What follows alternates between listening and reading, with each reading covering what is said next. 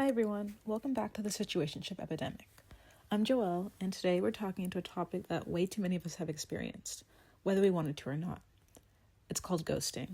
Yeah, the moment when the text stops, the calls fade, and the person you thought you were building up something with just disappears off the face of the earth with no notice. Ghosting has become almost normalized, especially in modern dating, but that doesn't make it healthy, and it definitely doesn't make it fair. So you might be wondering, what is ghosting really? So let's start with what it actually is. Ghosting is just ending a connection by disappearing without any explanation. No conversation, it's just silence. And ghosting usually isn't about not caring. It's often rooted in something deeper, a fear of conflict, a fear of vulnerability, or even a fear of commitment. It's easier to disappear than to confront uncomfortable emotions. But even though it's easier, that doesn't mean it's better. Recently, I was talking to a friend. She told me that she went on a first date with a guy that she met on Hinge. Although she was so excited beforehand, and they were texting nonstop, after the date, she realized she didn't like him as much as she thought, and that she didn't see any future relationship.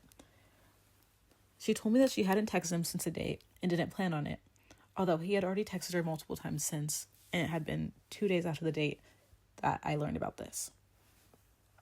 Although it's totally fine to reevaluate feelings after meeting someone, it's not okay to totally ghost someone without any explanation. And so here's why communication matters. Here's the thing. Nobody expects you to have your whole life figured out.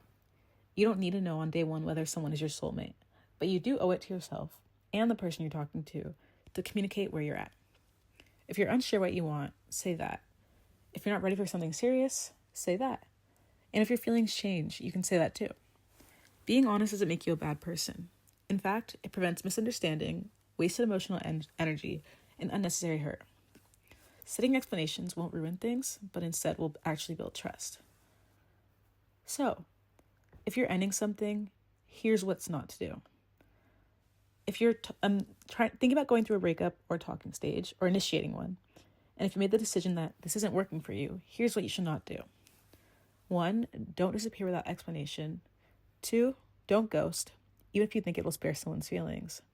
And please don't end things through a short text that leaves a person confused or blindsided. These approaches leave people questioning themselves, replaying the last conversation, and wondering what went wrong. It's not fair and it's not kind. Instead, here are things that you should do. If you need to end the relationship, do it with integrity. Instead, be honest and direct. You don't need a dramatic speech or anything, just a simple, clear explanation. You can communicate with them, give them the courtesy of understanding what changed or how you're feeling, provide closure. You don't need to give a whole paragraph or a whole long explanation. You can just give a few sentences to help someone process and move forward, to know why that you made this decision.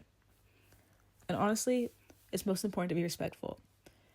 Ending something doesn't make you the villain, but how you end it does. So if you fully ghost somebody with no explanation, that makes you look a lot worse than ending it by just telling them what's going on. When you're honest, you avoid leaving someone in the dark, and you grow emotionally because it takes maturity to face uncomfortable conversations head on. Ghosting might feel like the easier option in the moment. It lets you avoid the awkwardness, the discomfort, the possibility of hurting someone's feelings face to face. But in the long run, communication is actually what will protect your peace and someone else's. It's the thing that keeps you from carrying around guilt or from leaving loose ends that come back to bother you later. And whether you're looking for something serious or if you're still trying to figure out what you want, it still starts with honesty. You don't need to have every answer. You don't need a perfectly worded explanation. You just need to show up with a bit of respect for you and the other person. Clarity isn't cold, it's kind. So next time you feel the urge to just disappear, wait. Take a breath and just send the message you're avoiding. It might feel uncomfortable for a few minutes, but it'll give both of you something that ghosting never can.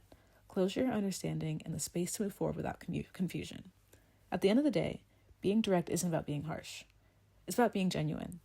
And it matters more than you think. These conversations shape how we show up for future relationships, friendships, and even ourselves. Thanks for listening to this episode of the Situationship Epidemic. If you've ever been ghosted, or if you've ever ghosted somebody, I hope these tips help you and so that you can reflect on your past experiences, and when you're put in a similar situation in the future, you'll know how to better act on them.